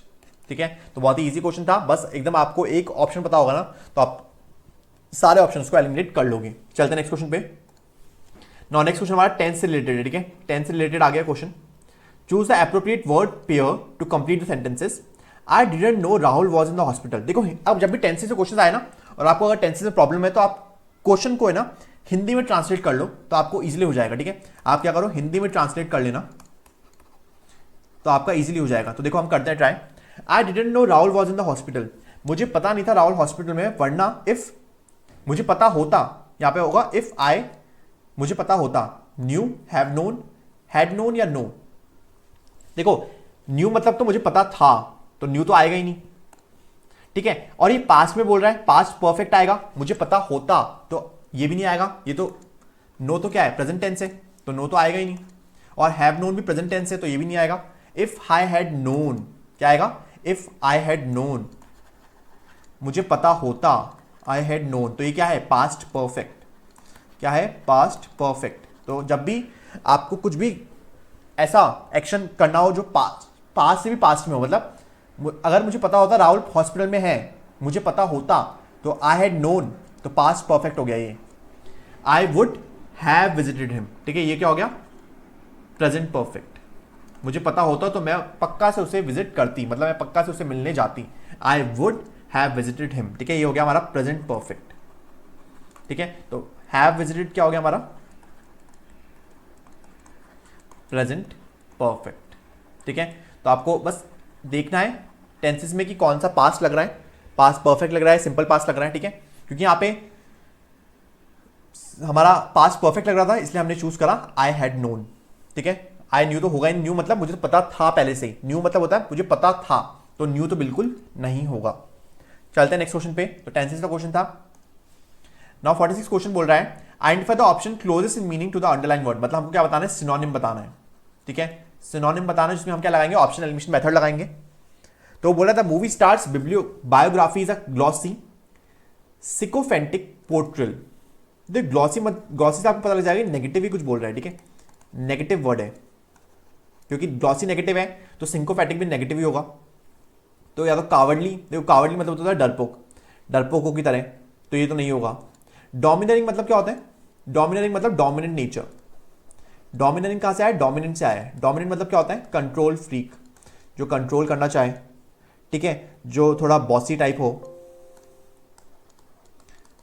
बॉसी हो, थोड़ा एरोगेंट हो। ठीक है, उन सब के लिए हम यूज करते हैं डोमिनरिंग वर्ड। ठीक है, तो डोमिनरिंग भी यहां पर नहीं होगा, क्योंकि हम किसकी बात कर रहे हैं, मूवी स्टार की बात कर रहे हैं। इंसॉलेंट, इंसॉलेंट मतलब भी क्या होता है, इंसॉलेंट भी रूड ही होता है। ठीक है, इंसॉलेंट मतलब भी रूड और एरोगेंट ही होता है, रूड और एरोगेंट ही होता है इंसॉलेंट मतलब भी। तो ये भी नहीं होगा, क्योंकि ये होता तो हमारा डोमिनरिंग भी होता। ठीक है, तो ये भी हो जाएगा कैंसिल। हमारा थर्ड ऑप्शन होगा करेक्ट, फ्लैटरिंग। फ्लैटरिंग मतलब होता है मक्खन लगाना, फ्लैटर करना। फ्लैटरिंग हमारा इस क्वेश्चन का सही आंसर हो जाएगा। फ्लैटरिंग मतलब प्रेस करना, और प्रेस क्यों कर रहे हो आप, जिससे कि आपको उस पर्सन से कुछ चाहिए। ठीक है, आप प्रेस कर रहे हो क्योंकि आपको उस पर्सन से कुछ चाहिए, press in order to get something. ठीक है, असली में प्रेस नहीं कर रहे हो, press in order to get something मतलब तारीफ कर रहे हो, बट झूठी तारीफ बोल रहे हो। ठीक है, झूठी तारीफ कर रहे हो, फ्लैटरिंग कर रहे हो, मतलब मक्खन लगा रहे हो, तो उसी के लिए दूसरा वर्ड है सिंकोफेटिक। ठीक है, सिंकोफेटिक बोलते हैं फ्लैटरिंग करना। ठीक है, तो जो मूवी स्टार थी, जो उसकी बायोग्राफी थी, वो एकदम ग्लॉसी थी, और सिंकोफेटिक पोर्ट्रेल थी, मतलब सिर्फ उसकी इमेज को क्लियर करने के लिए थी। ठीक है, जो उसकी बायोग्राफी थी वो सिर्फ इसकी इमेज को क्लियर करने के लिए बनाई गई थी। ठीक है, इसका एग्जाम्पल भी दूं एक संजू मूवी का। तो संजू मूवी के लिए आप संजू मूवी से याद रख सकते हो आप। ठीक है, the movie star's biography is a glossy sycophantic portrayal. Sycophantic मतलब फ्लैटरिंग करना या उसकी इमेज क्लियर करने के लिए वो बनाई गई थी। ठीक है, नेक्स्ट क्वेश्चन देखते हैं 47, choose the correct antonym of the underline word. The minister unleashed a compliment against the newspaper for its biased editorial on illiteracy among women on in its constituency. मतलब उन्होंने क्या करा, मिनिस्टर ने complement दिया। ठीक है, कॉम्प्लीमेंट मतलब तारीफ करना, कॉम्प्लीमेंट सबको पता है हमको। तो स्पेकुलेशन नहीं, स्पेकुलेशन मतलब तो क्या होता है, स्पेकुलेशन मतलब गैस करना, कोई पूरी इंफॉर्मेशन के बिना हम गैस कर रहे हैं, स्पेकुलेट कर रहे हैं। ठीक है, मतलब हमारे पास कोई सबूत नहीं है, बट जब भी हम सिर्फ गैस कर रहे हैं तो ये तो नहीं होगा। कॉम्प्लीमेंट का उल्टा बताना। ठीक है, एंटोनिम बताना है हमको कॉम्प्लीमेंट का उल्टा। रेगुलेशन, रेगुलेशन तो रूल्स एंड रेगुलेशन से रिलेटेड है, तो ये भी नहीं होगा। एंडोर्समेंट, एंडोर्समेंट मतलब किसी चीज को प्रमोट करना, तो ये भी नहीं होगा। कॉम्प्लीमेंट का उल्टा तो मतलब कि आप क्रिटिसाइज कर रहे हो। ठीक है, वो होता है। तो आपको अगर नहीं पता ना इसका आंसर, जब भी आप ऑप्शनल एलिमिनेशन से कर लोगे तो इसका आंसर होगा डिनंसिएशन। डिनंसिएशन मतलब क्रिटिसाइज करना किसी को, क्रिटिसाइज बैडली इन पब्लिक, किसी को क्रिटिसाइज करना बैडली इन पब्लिक। ठीक है, सबके सामने क्रिटिसाइज करना, उसको बोलते हैं डिनंसिएशन। ठीक है, तो क्या करा आपने, ऑप्शन एलिमिनेशन करा। ठीक है, ऑप्शन एलिमिनेशन से ये वाला क्वेश्चन आपने सॉल्व करा कि आपको डिनंसिएशन का मतलब नहीं पता था, बट आपको पता था कि स्पेकुलेशन नहीं होगा, रेगुलेशन नहीं होगा, एंडोर्समेंट नहीं होगा, सिर्फ और सिर्फ एक ही ऑप्शन बचता है डिनंसिएशन, जो कि करेक्ट आंसर होगा। जिसका मतलब होता है criticise badly in public. Compliment देने का उल्टा क्या हो जाएगा, क्रिटिसाइज करना। तो हमारा करेक्ट ऑप्शन हो जाएगा फर्स्ट, डिनंसिएशन। ठीक है, आपको ये भी देख लेना है कि क्या पूछा है क्वेश्चन में, एंटोनिम पूछा है। ठीक है, कहीं आप सिनोनिम पे टिक ना करके आ जाना, एंटोनिम पूछा था। ठीक है, चलते नेक्स्ट क्वेश्चन पे। Now next last 3 questions of this paper. तो हमको बताना है synonym for redoubtable from the options given below. Redoubtable, देखो रीडाउटेबल मतलब क्या होता है, रीडाउटेबल मतलब ये गेमिंग में यूज होता है, गेम्स में यूज होता है। हम बोलते हैं रीडाउटेबल प्लेयर। रीडाउटेबल प्लेयर मतलब वो जो कभी हार नहीं मानता। ठीक है, जो स्ट्रांग होता है। रीडाउटेबल प्लेयर मतलब स्ट्रांग, जो कभी हार नहीं मानता। ठीक है, स्ट्रांग। तो उसका सिनोनिम बताना है हमको, तो उसका सिनोनिम होगा फॉर्मिडेबल। ठीक है, सिनोनिम होगा फॉर्मिडेबल। फ्लिम्सी मतलब तो कुछ और होता है। देखो फ्लिम्सी मतलब क्या होता है, फ्लिम्सी मतलब जो इजीली डैमेज हो जाए, जो इजीली डैमेज हो जाए तो उसको बोलते हैं फ्लिम्सी। फ्लिम्सी मतलब जो इजीली डैमेज हो जाए। परप्लेक्सिंग मतलब बैफलिंग। परप्लेक्सिंग मतलब होता है कंफ्यूज। ठीक है, परप्लेक्सिंग मतलब होता है कंफ्यूज होना, कंफ्यूज स्टेट में, कंफ्यूज बोल सकते हैं, बैफल्ड बोल सकते हैं। बैफल्ड मतलब भी कंफ्यूज होता है। ठीक है, बैफल्ड बोल सकते हैं, पजलिंग बोल सकते हैं, जो पजल्ड हो बहुत। ठीक है, तो परप्लेक्सिंग भी इसका आंसर नहीं होगा और फ्लिम्सी भी नहीं होगा। वॉल्यूबल क्या होता है, वॉल्यूबल मतलब जो स्पीच में बहुत फ्लुएंस होता है। ठीक है, फ्लुएंसी, फ्लुएंट होता है। ठीक है, जब कोई भी स्पीच बोल रहा है वो, तो उसमें फ्लुएंट होना। ठीक है, fluent in speech, fluent in speech उसको बोलते हैं वॉल्यूबल। तो इसका करेक्ट आंसर हो जाएगा हमारा फॉर्मिडेबल, मतलब जो कि बहुत स्ट्रांग होता है, जो कभी हार नहीं मानता। ठीक है, फॉर्मिडेबल आपने सुना भी होगा, गेम्स में यूज करते हैं फॉर्मिडेबल। ठीक है, फॉर्मिडेबल प्लेयर। ठीक है, तो इसका मतलब होता है रीडाउटेबल, मतलब प्लेयर से एसोसिएट कर सकते हैं हम इसको। रीडाउटेबल मतलब स्ट्रांग प्लेयर, जो कभी हार नहीं मानता। उसका करेक्ट ऑप्शन हो जाएगा हमारा थर्ड, फॉर्मिडेबल। हमको सिनोनिम बताना था। ठीक है, चलते नेक्स्ट क्वेश्चन पे। एंटोनिम बताना। ठीक है, एंटोनिम बताना है सलन का। अब पहले हमको सलन का मतलब पता होना चाहिए। ठीक है, अब देखो आपको अगर इन तीनों का मतलब नहीं पता, जब भी आप कर सकते हो। देखो मोरोस मतलब थोड़ा नेगेटिव वर्ड लग रहा है, रेटिसेंट, टिमिड, इसका करेक्ट आंसर होगा जिनाइल। सलन मतलब होता है हमारे पास जो उसको टेम्पर्ड बहुत ज्यादा होता है। ठीक है, बैड टेम्पर्ड, गुस्से वाला आदमी, बैड टेम्पर्ड बोल सकते हैं, या बोल सकते हैं डिप्रेस्ड मूड, जिसका डिप्रेस रहता हो मूड। ठीक है, तो एक नेगेटिव वर्ड है, उसका हमको सिनोनिम बताना है। देखो मोरस मतलब क्या होता है, मोरस मतलब भी टेम्पर्ड ही होता है, सिंपल, जो सिनोनिम हो गया। ठीक है, मोरस तो क्या हो गया, सिमिलर हो गया, सिनोनिम हो गया इसका। अगर हम बात करें टिमिड की, तो टिमिड मतलब होता है शाय। ठीक है, टिमिड का क्या हो जाएगा, shy, he is too shy, he is too timid. हम बोलते हैं ना he is too timid, too timid मतलब टू शाय, टू शाय बोल सकते हैं, या लैक ऑफ कॉन्फिडेंस बोल सकते हैं। ठीक है, तो ये तो होगा नहीं हमारा, हमारा हो जाएगा जिनाइल। जिनाइल मतलब फ्रेंडली। जिनाइल मतलब क्या होता है, फ्रेंडली, काइंड, फ्रेंडली या काइंड। ठीक है, एंटोनिम क्या हो जाएगा, फ्रेंडली, जो कि काइंड है, जो कि एक अच्छा इंसान है। और सुलन मतलब क्या होता है, जो बैड टेम्पर्ड होता है, जिसका गुस्सा बहुत ज्यादा होता है। ठीक है, और रेटिसेंट मतलब क्या होता है, अगर हम बात करें रेटिसेंट की, तो रेटिसेंट मतलब क्या होता है, देखो रेटिसेंट मतलब वो आदमी जो अपनी फीलिंग्स को कभी दिखाता नहीं है। ठीक है, the one who don't show और who don't reveal his feelings, ठीक है, डोंट रिवील हिज फीलिंग्स मतलब ज़्यादा शाय है थोड़ा, ठीक है, शाय है, अपनी फीलिंग्स को बताता नहीं, अपने इमोशंस को शेयर नहीं करता, ठीक है, डोंट रिवील हिज फीलिंग्स और इमोशंस, ठीक है, उसको बोलते हैं हम रेटिसेंट पर्सन, उसको क्या बोलते हैं हम, रेटिसेंट बोलते हैं, ठीक है। तो इसका करेक्ट ऑप्शन हो जाएगा हमारा जेनाइल, ठीक है, जेनाइल हो जाएगा, जो कि फ्रेंडली होता है, काइंड होता है, लविंग होता है, ठीक है, उसको बोलते हैं हम जेनाइल पर्सन, ठीक है। तो इसी के साथ 49 क्वेश्चन, अब चलते हैं हम लास्ट क्वेश्चन पे। Rearrange the following parts in the correct sequence to make a meaningful sentence. अब हमको देखो कुछ पार्ट्स दे रखे हैं, हमको रीअरेंज करना है, तो देखो कैसे करेंगे। अब कहां से स्टार्ट करेंगे, देखो मैंने बोला सब्जेक्ट है, सब्जेक्ट चूज करना है आपको, सब्जेक्ट कहां दिख रहा है आपको, आर, तो सी से स्टार्ट करो, are responses to basic taste are inborn, inborn मतलब जो पैदा होते वैसे ही हमको मिल गया taste, but are perceptions of smell the main constitute of flavour are learned, but जो हमने स्मेल की परसेप्शन है उसको लर्न किया है, हमको जो टेस्ट के रिस्पॉन्सेज है वो तो इनबॉर्न मिल गए, हमको पैदा होते ही मिल गए, बट जो हमने परसेप्शंस थे स्मेल के वो हमको धीरे धीरे हमने लर्न किए हैं। तो हमारा क्या हो जाएगा, सी हो जाएगा, सी के बाद ए आएगा, ए के बाद डी, ए के बाद उसके बाद बी, तो C A D B, C A D B कहाँ दिख रहा है आपको, सी ए डी बी दिख रहा है आपको थर्ड ऑप्शन में, तो 50 का हो जाएगा हमारा थर्ड। तो इसी के साथ हमारे सारे क्वेश्चंस खत्म होते हैं। आई होप ये वीडियो आपके लिए बहुत हेल्पफुल होगी, आपको यूजफुल होगी, ठीक है। तो इसी के साथ हमने 2024 का पेपर पूरा सॉल्व कर लिया है। नेक्स्ट वीडियो में आप मुझे जरूर बताना कि आपको ये वीडियो कैसी लगी, क्योंकि मैंने पहली बार इंग्लिश की वीडियो बनाई है, ठीक है, केमिस्ट्री की वीडियोस तो मैं बनाता रहता हूं, बट मैंने पहली बार इंग्लिश की वीडियो बनाई है, तो आप मुझे प्लीज कमेंट्स में बताना कि आपको अच्छी लगी या कुछ चेंज करना है, फीडबैक, अगर आपको कोई कंस्ट्रक्टिव फीडबैक देना है तो वो भी आप कमेंट्स में दे सकते हैं, ठीक है। I would love to know what you all guys think about this video, और मुझे आप कमेंट्स में जरूर बताना कि नेक्स्ट वीडियो भी आपको चाहिए इंग्लिश की, जिसमें मैं 2023 का पेपर पूरा आपको सॉल्व कराऊं, ठीक है। If you are new to my channel please subscribe to my channel, like this video. मैं आपको जल्द मिलता हूं नेक्स्ट वीडियो में, थैंक यू।